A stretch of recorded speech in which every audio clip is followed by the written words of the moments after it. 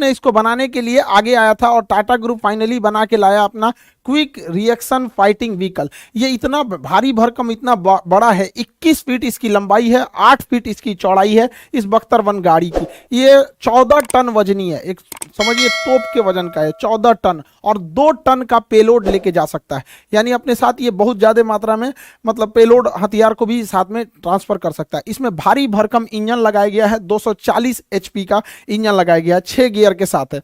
ये 4x4 है, यानी इसके चारों जो चक्के हैं वो इंजन से चलेंगे, ये वाले पीछे वाले भी दोनों और आगे वाले भी दोनों चलेंगे। अमूमन गाड़ियां जो होती हैं वो 2x4 होती है, यानी पावर किसी 2 ही चक्के को मिलता है, जबकि ये 2x2 नहीं है बल्कि ये 4 व्हील ड्राइव है, पूरा का पूरा इसके साथ चलेगा। इतने हैवी इंजन लगने की वजह से इसमें पावर जबरदस्त रहता है।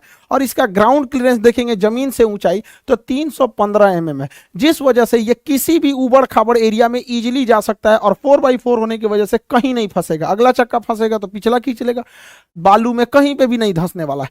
इतना भारी भरकम इंजन की वजह से 14 टन वजनी इस बख्तर-1 गाड़ी को 80 किलोमीटर प्रति घंटा की रफ्तार देता है यह इंजन। बॉर्डर एरिया में सबसे डिफिकल्ट होता है वहां का टेरेन, वहां की जगह है, सड़कें उतनी अच्छी नहीं रहती हैं, युद्ध के एरिया में तो और सड़कें टूट जाती है। तो इस कंडीशन में टायर फटने का और टायर के फंस जाने का बहुत बड़ा समस्या रहता है, इसलिए इसमें अलग टाइप का एक स्पेयर टायर भी दिया गया है एक्स्ट्रा।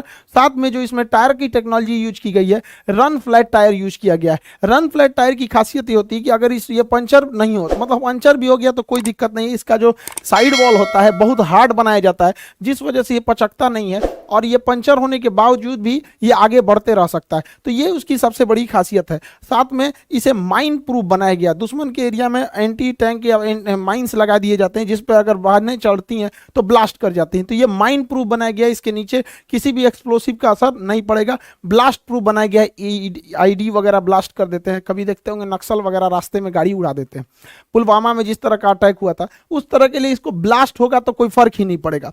सबसे बड़ा दिक्कत होता है ब्लास्ट के बाद जहरीली गैस निकलती है और वो अंदर चली आती है तो उससे मौत हो जाती है।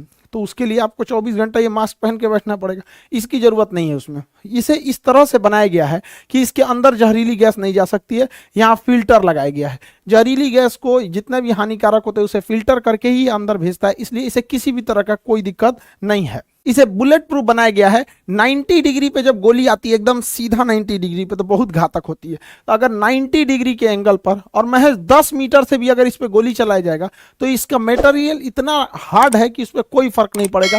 बैलिस्टिक मटेरियल से इसे बनाया गया है, कोई भी गोली वगैरह का ये असर नहीं करता है और जहां भी होगा ये वापस से खुद से उसको रिकवर कर सकता है, इतना मजबूत बनाया गया। इसकी मजबूती का एक और रीजन क्या है कि इसका जो ये आर्मर्ड ये पिछला हिस्सा है, ये जिसमें सैनिक बैठते हैं, ये सिंगल सीट के मटेरियल से बना, इसमें कहीं ज्वाइंट नहीं मिलेगा आपको, पूरा एक सिंगल सीट से इसे बनाया गया है, तो जो इसे और भी मजबूती प्रदान करता है। अगर इसके अंदर की बात करेंगे फायरिंग पॉइंट्स के, तो अंदर गाड़ी के अंदर रहते हुए इसमें से गन निकाल के फायर किया जा सकता है और उधर से कोई फायर नहीं कर पाएगा। ये शीशा भी इसका बुलेट प्रूफ है, आगे से भी बुलेट प्रूफ है। तो 10 इसमें फायरिंग पॉइंट्स दिए गए हैं जो इस साइड दोनों साइड से और पीछे से फायर कर सकता है।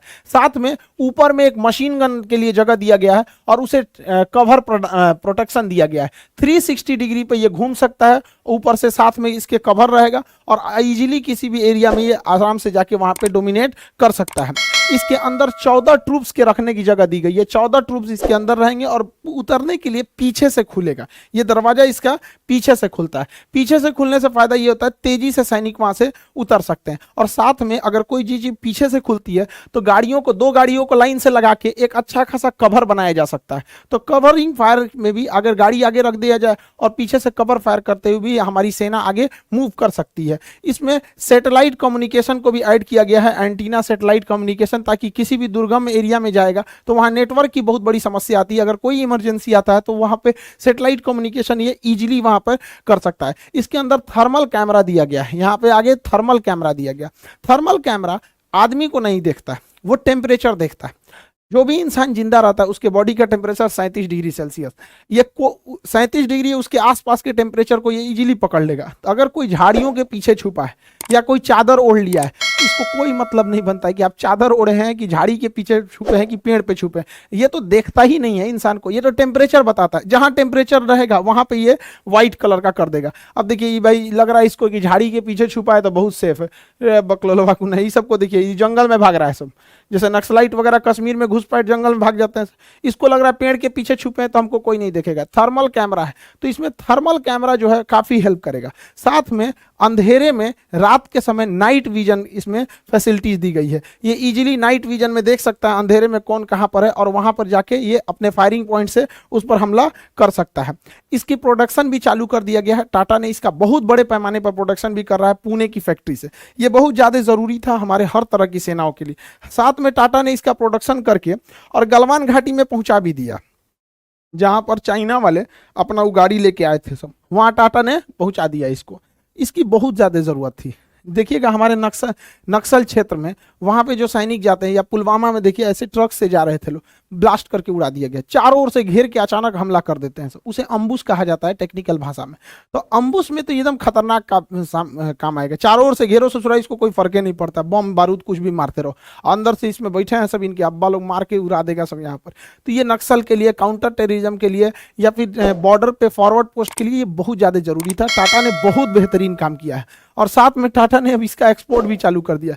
यूएन की जो पीस कीपिंग फोर्स अफ्रीका में लगी है, उनको भी टाटा ने इसके 2 यूनिट की सप्लाई कर दी है। तो इस सब सेक्टर में प्राइवेट कंपनियों को आने से बहुत बेहतरीन है। और वैसे भी पता है कि टाटा के पास लोहे की तो कोई कमी नहीं है, टाटा का लोहा जहां जाता है वहां अपना धूम मचाता है।